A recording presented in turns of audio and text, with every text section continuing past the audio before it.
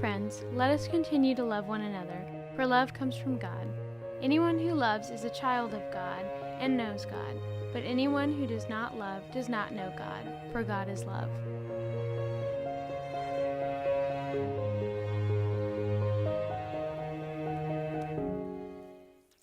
Well, good morning, church. Good morning. Welcome to Riverside. If it's your first time here, I want to tell you how glad I am that you're here. If it's your first time back in a long time, welcome back, welcome home. We're really glad you're here. I want to let you know we are in the middle of a series that we're calling This Is Love. And if you haven't been here, I can catch you up real quick. Here's the big idea behind this entire series. It's simply this, that truly for us as a church, for us as believers in Jesus, everything hangs in the balance of this, that we love each other well. Everything about our calling, our mission, our purpose, our witness, our growth as disciples of Jesus, truly everything about us hangs on this one idea, that we love each other well. And so I want to go ahead and kind of confess that this really is, I was thinking about it this week, I don't do this very often, but this is one of those series. It's really a series for those of us who are a part of this church, for those of us who are insiders, if you will. So if you're here today and you've been visiting for a couple of weeks and you're not sure if this is the right church for you, I'm glad you're here. I want you to listen in because this is something that we are hoping is true of us and we want to be true of us. If you're here today and you're not sure what you think about God or if you even believe in Jesus, if you think all Christians are hypocritical, I'm glad you're here too, because this is something that we're striving for. And I'll confess, we're not perfect. And if you're not perfect, you are in the right place because we are perfectly imperfect. But if you're here and you're a part of this faith family, if you're here and you've been a member for a month or a year or 5 years or 10 years or 20 years, or if you've been here all 33 years of the existence of Riverside, I want you to lean in. I want us to lean in together, and I want to ask you this question this morning. I think it's a really important question. Do you love your church? Do you love your church? A little over 20 years ago, I started working in church as a youth minister. It wasn't this church, it was a different church. And I remember one of the things that we did, or I did early on, I think we only did this once, maybe twice, but it was one of the things I did right. I did a lot of things wrong. I can tell you those stories later, but this one I did right. We had a year where it was one of those classes of seniors, you know what I'm talking about, where it was a special group. They just had an incredible heart for God, love for God. There were leaders in our youth group and in our church, and everybody knew it. You could just see this group was a really special group. Whatever it was, they had it. And so that spring, one night, I wanted to get the parents of these seniors together in a room and put them on a panel. And I asked them to come and just to speak to a room full of our middle school parents. And so we had a room about half this size, packed full of middle school parents, and I had these parents of seniors up front, and I asked them several questions, but one of the questions I asked them was this. I said, what did you do right? Like, I know you didn't do everything right. I know you made a lot of mistakes. If you've been a parent, or especially a parent of teenagers, you know it's impossible to get it all right. Even when you think you're right, you're wrong. But tell me, what's one thing you did right? And I'll never forget what they said. It completely surprised me. They said this. They said, we never spoke poorly about the church or church leadership in front of our kids. I said, what? And all of them agreed. They're like, yeah. We never spoke poorly about the church or church leadership in front of our kids. And in saying that, they acknowledged that they didn't always agree. There were times they were frustrated or they were even upset about something that had happened or a decision that was made or the way things were going. But they said whenever that happened, they always kept those conversations between themselves as parents. They never talked about that in front of their kids because in front of their kids, they wanted to build up the church. And so I asked them, I was like, why? Why did you do that? And I'll never forget this either because it completely surprised me, but I've never forgotten it. They said, because we want our kids to love the church. It's like, wow. I mean, I think the obvious thing we all want is we want our kids to grow up loving God, and that's something they wanted too. But they didn't want just that. They wanted their kids to grow up loving the church. So I wonder this morning if you've ever thought about this. What happens or what hangs in the balance of us loving each other well? And what happens when we don't love each other well? I know just like for those parents some 15, 20 years ago, there's probably been times in your life, if you've been a part of this church or even a part of another church, where something happened and you didn't like it, or it didn't line up with where you were, or you were frustrated, or whatever was going on. But I wonder if even when those things happen, and I'm not saying you shouldn't feel that way. That's completely understandable, and we've all felt that way. But I wonder what happens when in that we stop or we fail to love each other well. I wonder what's at stake. I wonder what's at stake for our kids. It's not news to tell you that the research continues to pour in that our kids, as they graduate and they leave high school, a lot of them that grew up in the church end up leaving the church. There was a time when there was some good news attached to that, because there was a time when our kids, left high school, and even if they left the church, research said that when they, got a job and they got married and they had their kids, that they would come back to church because they thought that was important. But all that's changed now, and right now research says that when our kids leave the church, they leave and they stay gone. And I just wonder, and I don't know this, I don't have any evidence to point to this, but I just wonder if there's been a whole generation of parents that didn't realize the impact their words and the way they talked about the church maybe had on their kids. I wonder what's at stake for our community. I think about our friends and our neighbors outside these four walls. I think about the people we go to work with, or we go to school with, or the people that we know through different activities or things we're involved in the community. And I wonder what they think, because so many of them, they know us and they know you, and they know that maybe you're a part of a church, or you're a Christian, you're a follower of Jesus. But what happens when all they hear is people like us talk negatively about the church? And so what they think about us is that, well, people inside that church, well, they can't get along, they can't agree on anything. I wonder what's at stake. I wonder what's at stake for our church. What happens inside of a church where people are polarized and divided and separated, and they rally around ideas and preferences and things or issues and things that are completely other than Jesus, but what happens is they allow a spirit of division to come within that church. What happens to that kind of church?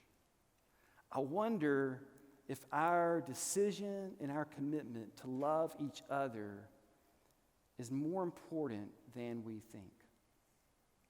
The good news is, I think by and large, that doesn't describe this church, nor does it describe the heart of God and his desire for his church.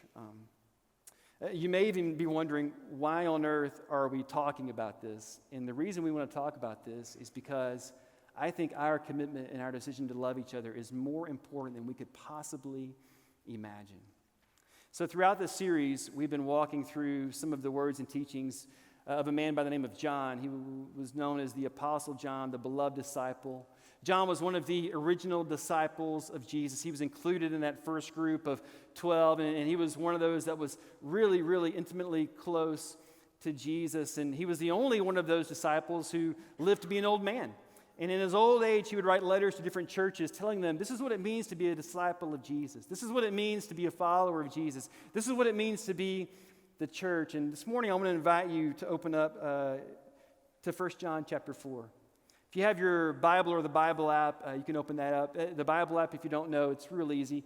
Click on the YouVersion Bible app. Click on More in the bottom right corner. Then Events, you'll see Riverside pop up. You can follow along there. Of course, it'll all be on the screen behind me as well. In 1 John 4, John is writing to different churches, and he wants them to understand this fundamental truth that has to be true for churches, for gatherings of believers, if they are committed to following Jesus together. And so in 1 John 4, I'll start in verse 7, verse 8. He says this. He says, Dear friends, let us continue to love one another, for love comes from God. And anyone who loves is a child of God and knows God, but anyone who does not love does not know God, for God is love. Now, my guess is if you've been around church very long, or if you've been a believer in Jesus very long, you may know those words. They may be familiar to you, but I believe these words have the power to change everything about us if we'll just pause, take a breath, read these words, and think about the power and the significance of what John is saying right here. John says that if we love each other, this love that we're supposed to have each other, if we love each other with this kind of love, it's a powerful love because it's the kind of love that comes from God. It's the overflow. It's what happens. It's the product of what happens when the Spirit of God is working in your life because God is love. And if, in fact, you can't find it in your heart to love your brothers and sisters in Christ, those who this is also true of them, the Spirit of God is living and residing in them. If you can't love them, you don't even know God because God is love. This is who God is. Maybe you thought it wasn't that important, the way you love the person sitting next to you this morning.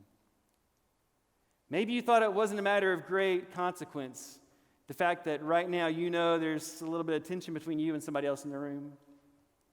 Maybe you thought you could just let it slide, the fact that there's a problem that's unresolved between you and somebody else that's sitting in a different part of this auditorium. And it's easier sometimes to ignore it. It's easier sometimes to pass over it. It's easier sometimes to just let it go. But John says, if you don't love, if the way you act, your behavior, if the way you speak, the way you talk about others inside the church, if it's not in a loving way, then you need to realize you don't even know who God is, because God, in a word, is love. And John, we think he was an old man when he wrote this, so you can just think of, Grandpa John. He's got no filter. He's not holding anything back. You know I'm talking about, that grandpa, right? He just says it all. Skip down to verse 20. He didn't pull any punches. He keeps talking, and he says this. He says, if someone says, I love God, but hates a fellow believer, hates, another word, detest, a fellow believer, that person is a flat-out liar. For if we don't love people we can see, how in the world are we going to love God whom we cannot see? And he has given us this command: those who love God must also love their fellow believers. So what happens is, in churches, in fact, this is happening today, I can guarantee it, all across this country, all across the world, there are churches in which today people are talking like we have talked about how important it is for you to love your neighbor, how important it is for you to love unbelievers, how important it is for you to love people halfway around the world. And even this is a hard one, how important it is for you to love your enemies. But John says, forget all that. If you don't love each other, nothing else really even matters. Our testimony is toast if people walk inside these four walls and they come into this room and they realize, they don't even get along. They don't like each other, much less love each other. He says the credibility of our testimony depends on this, the way we love each other. If we don't love each other well, man, nothing else really even matters. In 1957, at the Dexter Avenue Baptist Church, Dr. Martin Luther King preached a sermon, as he often did, about love. But I want to read you one of the things he said that day in that church in Montgomery, Alabama. He said this. I think this is powerful.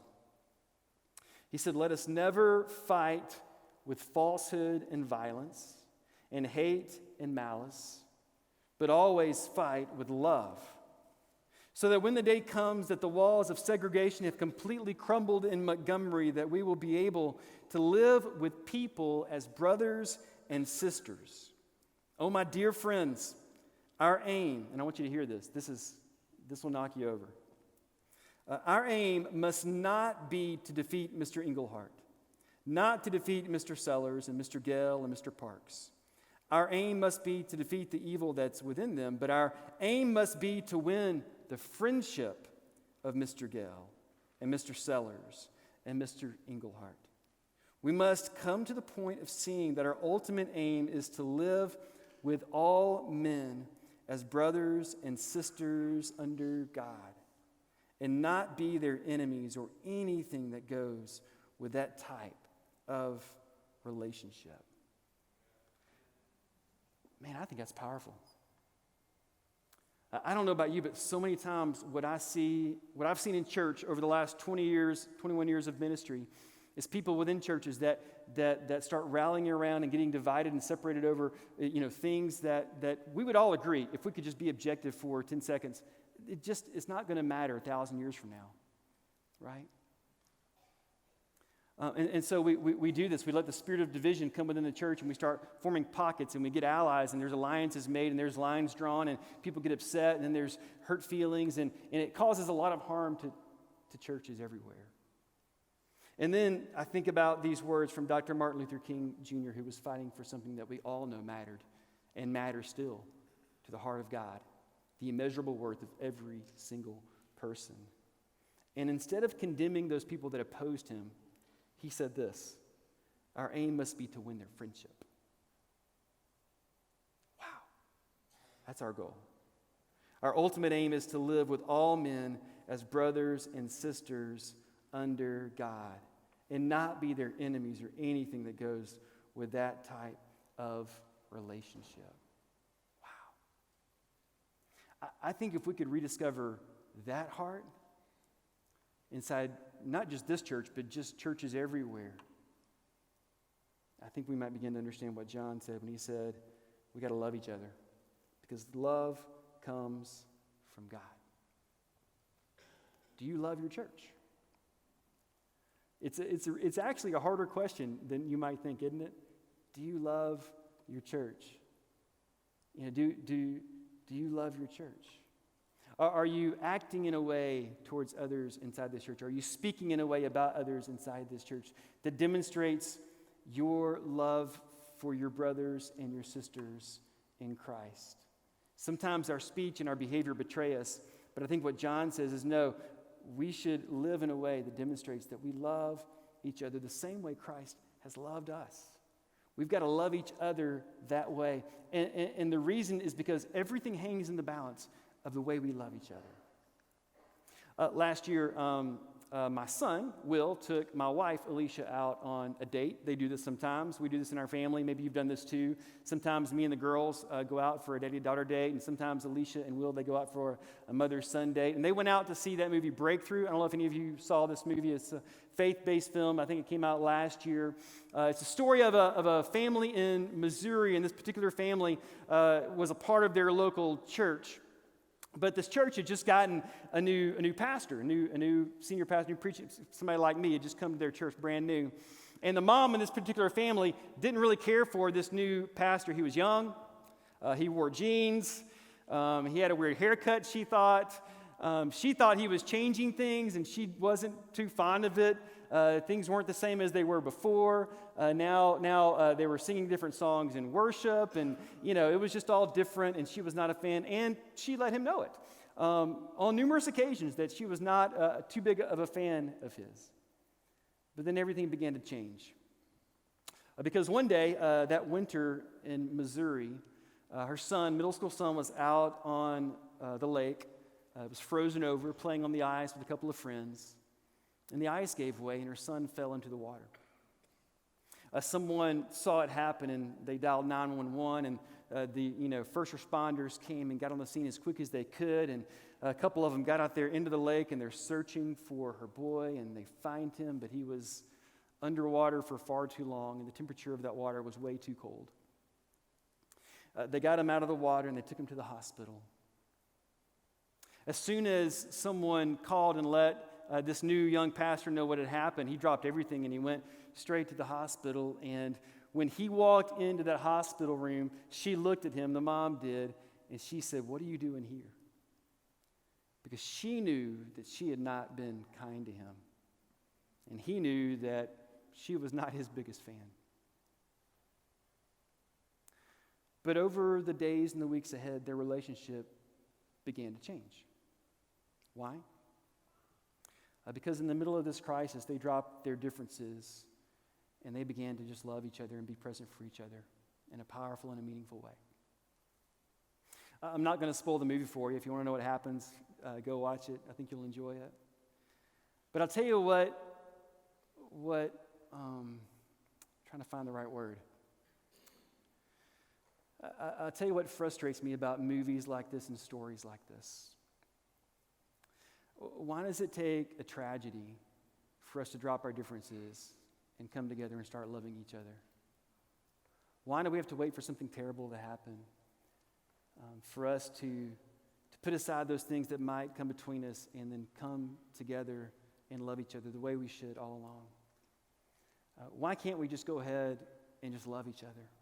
Why can't we just go ahead and serve each other? Why can't we go ahead and just show up for each other? And yeah, we get it, and we've said this a long time in this church. We don't have to all agree to get along. Why is it that so often in so many churches there has to be something major and tragic happen for that church to then come together? Why can't we just go ahead and love each other the way we're called to love each other? John said that this is our calling as believers and followers of Jesus, that we should love each other. How? You got to love each other well. Why? Because it matters to God. It matters to our Father in heaven. It's really no different than it is like in my family. If I were to look at my 3 kids, and they can probably tell you if you ask them, whenever they start fighting or bickering or getting on each other's nerves, I don't get angry often, but I get like rage that comes over me. It's like, stop it, you know? I want them to love each other well. I make them hug, and they don't like it, but I make them do it because they're my kids, you know? And if I found out that there was something between them, if I found out that there was something that was dividing them, separating them, something that they just couldn't get over, it would tear me up. If that's true for me, how much more is that true for our Father in heaven? And He looks down on His children, and He wants us to love each other well. And there is a reason and a purpose behind that, because He knows that this is true, that His mission to seek and save the lost, it really depends on this. His desire for us to be a witness to the world around us about the great love of God, it really depends on this. His desire for us to grow as disciples of Jesus, it really depends on this. Like, there's a reason and a purpose behind all of it, but at the beginning and end of it is just this simple desire of a father for his kids to love each other well. And you can say, I love God, but man, I can't stand Sister Sally. And God would say, you don't love me. And you can say, oh, well, you don't understand. I love God, and I even give to His church, but I can't stand Brother Henry or whoever. And God would say, then you don't get it. You don't love me. Because in a word, God is love. And if you want to say you love God, if you want to pretend to even know God, it begins with you loving your brothers and sisters in Jesus Christ well. And I'll tell you, we've read these words in 1 John, a lot of us, a long time, and we print them on, Christmas cards, and we put them on coffee mugs or pillows or whatever you do, but they're convicting. They're convicting. This is the calling of God. I think the reason John wrote this down is because he learned this directly from Jesus. He spent 3 years doing life with Jesus, walking around the Galilee with these 12 other guys, and they weren't all easy to get along with guys. And I'm sure Jesus made the point over and over, guys, you got to love each other well. You got to cut it out. You got to stop it. You can't let anything come between you. I know you come from different backgrounds, different places. I know you have different ideas about me and about the kingdom of heaven, but you got to come together and you got to love each other. And this is why everything depends on this. You got to love each other. You got to love each other well. You got to love each other the way I have loved you. Church, if you would, let's stand.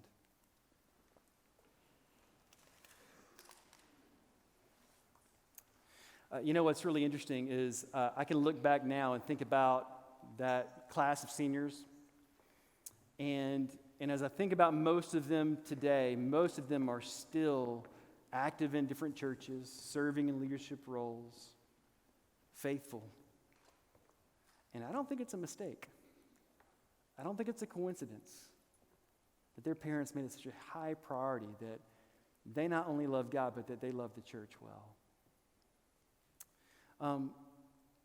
What if someone were to ask you at the end of your life, what did you do right? What would you say? What if you could say, I love my church. I love my church well. I think that testimony could do more for the sake of the gospel than you and I could ever even imagine. What if that were true of us? Maybe today you need to walk over to somebody in this room before you leave today. I'm going to put this out there and just say, I'm sorry. Sometimes I think the most bravest and most spiritual thing you can do is to have the humility to repent and just go say those two words. You may have been right about something, but your behavior and your words may have been wrong. And sometimes it takes humility to go to a brother or sister in Christ and say, I love you. I'm sorry. I tell you, there's power in that. The mercy and the grace and the forgiveness of Jesus. When we live that out in front of each other, it's got a power to unite us. Make no mistake, our enemy seeks to divide us. But the grace of Jesus Christ brings us together. This morning, I just want to put this out there. Our shepherds and their wives will be around the room. If you need someone to pray over you, if there's been something in your life that's just not right, if there's something in your world that's not going the way it should, they would love nothing more than to pray with you and to be there for you and to let you know you are loved and you are cared for. For the rest of us, that's one way we love each other well. For the rest of us, I want us to just practice this week. Let's find a way to love each other well. It matters to God, and it matters for His church. Let's sing.